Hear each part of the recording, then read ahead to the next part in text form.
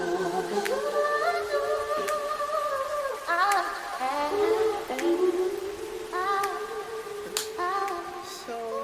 it is. It is Sunday, July 9th. It is 8:36. So for me to do this shot, I literally had to wait until my son went to bed because he wasn't letting me out of his sight. So I'm gonna hop right into it. So I quit P&G. Literally, I was just gonna wait until they fired me, which was gonna happen soon enough. From what I heard, is that they were gonna fire me, but like they were building some type of botched up case against me. And let me tell you something, yo.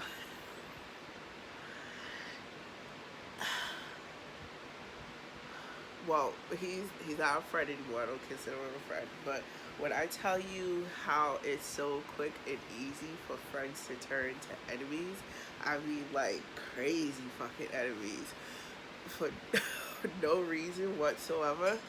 It's amazing. So, but you know what, God's good. But to lead up to, anyways, I'm all over the place. Excuse me. I don't feel good. I'm still sick. It's whatever. So, this past week, I've, like, the P&G plant in South Boston, Gillette, whatever, shut down. Them motherfuckers is $16 million, $20 million in the hole. They're trying to figure it out. They're about to do some shady shit because they overhired the bottom heavy. They're about to do some shady shit to get rid of people. So they were doing the shady shit to me, to get rid of me, and I don't know what they paid him, I don't know what they promised him, but my ex-friend Keith, he was all for the company. I mean, he was drinking, not even like sipping, he was freaking snorting the Kool-Aid. But hey, to each his own. But so yeah, I quit. I literally sent a text message to my ODL Hannah. She was all in it too, and I was just like, I quit. I'm not going back there. Nah. Life's lifing, life is happening, but I quit. I literally coming off of this, it's legit vacation. Coming off this vacation,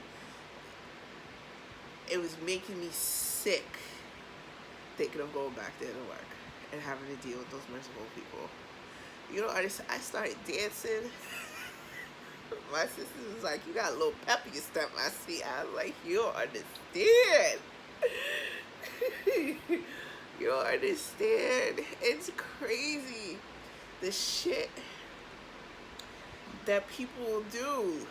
And don't get me wrong, I've worked in some toxic environment, especially in corporate America, but the toxicity level at P&G, Gillette, South Boston, listen, let me tell y'all something. If you are black, don't work there. Don't go there. Especially if you are female and black, don't work there. Do not work there. Don't work there. If you can stick it out and do your thing, do your thing. More power to you. But P&G South Boston, I would never recommend anybody to work there. Like at one point in time, a few years ago, my sisters were gonna apply. I was like, don't fucking do that. What the fuck's wrong with you? I work there. I hate it. You know I hate working there. No. You got motherfuckers in there that literally straight out of high school, have never worked any other place, don't know nothing else. That's literally their first, last, and only job. I ain't gonna lie to you. I got that job out of COVID. My ex-friend Keith, he recommended me to apply. I applied. I got the job. I should stay my black ass in treatment. It's whatever. I should stay my ass in treatment. But anyways, went from treatment to sharpening. The worst mistake ever. The line leader there, disgusting. I'm like them. It's literally when you come out of treatment, and if you apply for different positions outside of treatment in the blades and metals value stream, it's like you're walking into the fucking Wild Wild West. All men for themselves. Literally.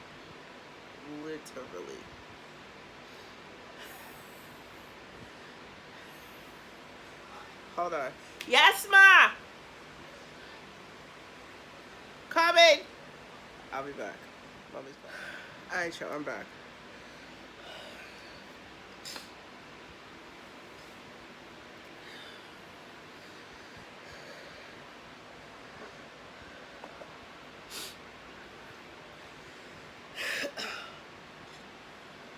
Oh, God.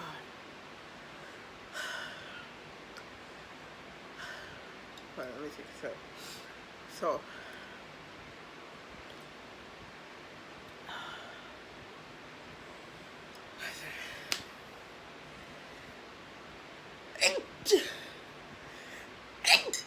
shit.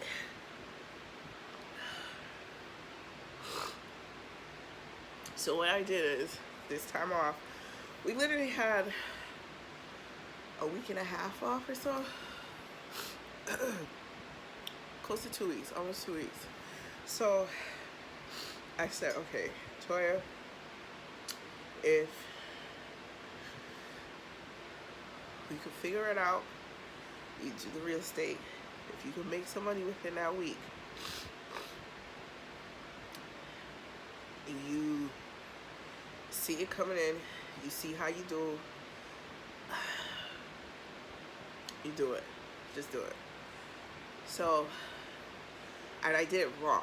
Like, meaning, when I say raw, meaning I had absolutely no leads. Excuse me. I'm gonna take another sip. I had no leads. That was the challenge. That was the challenge for me. I had absolutely no leads coming in. Most brokers, especially bigger brokers like mine, they have leads, like they put like filters out there, like all the websites, like Zillow, Apartments.com, all those websites to bring in leads. So I told myself I won't touch those leads coming in because that's easy money. Create your own leads. You create your own leads. You close deals from your own leads. You can do this. And literally, that's what I used to do. So, my homegirl, her husband, they have one apartment that needed to be rented, Section 8'd out. Done deal. That's $2,600. Closed out a 4-bedroom, 2-bath in Cambridge, $5,000. Right there. $7,600. Closed out a studio in Austin. That's what. That was $2,150. So that's close. $10,000 right there. I did $10,000 in a fucking weekend. In a week and a half. Excuse me. A week and a half. Most people do $10,000 in a month. I did $10,000 in a week. I said, bitch. And when I tell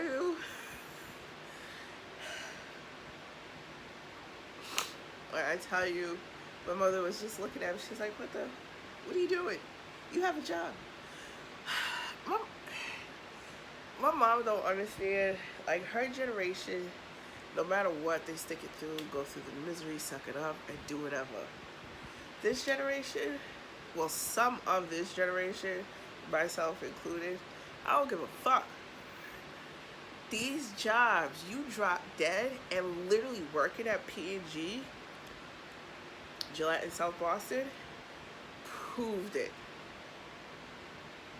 Like, oh my God. The first year I worked there, literally, the remaining workforce that was there, they were dropping like fucking flies. Like, working their shift, going home, dead. Literally. I remember, I think there was like, within that first year that I was working there, 5 or 10 people within Blades and Metals dropped dead. What'd they do? Hired us at a cheaper rate. And literally, they'll print out the obituary that they received via email and stick it on the glass window. I'm like, that's all you, that's your worth. That's all you get. Like, literally, if it wasn't for my if if it wasn't for my mother and my sister talking me into at least, giving some form of notice, I just would have, I would just disband. I would have showed up. I would have showed up. Because I was done. I was done. I was done. And they're texting me saying, oh, hold on.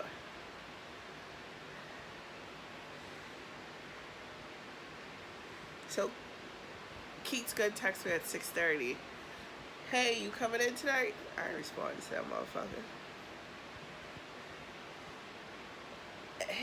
Hannah's gonna text me at 6:36, so Keith texts her, right?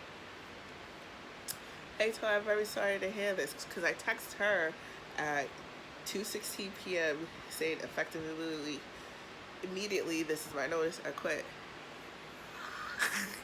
I said, she lucky she didn't get a whole fuck you off of that. So, at 6:36, I know for a fact Keith texted her that I didn't show up. Like, hey, Toy, I'm very sorry to hear that.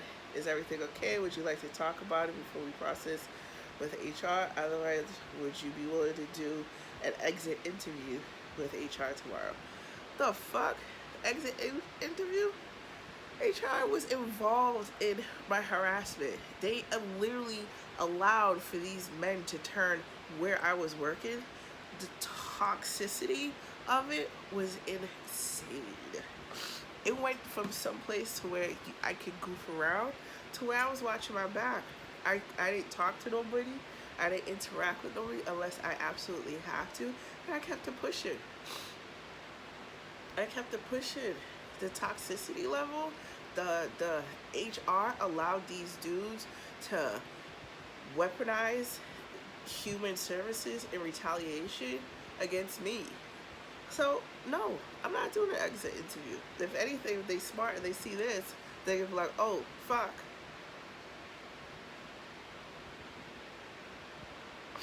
This is my exit interview. Cheers. I'm sick as fuck right now, but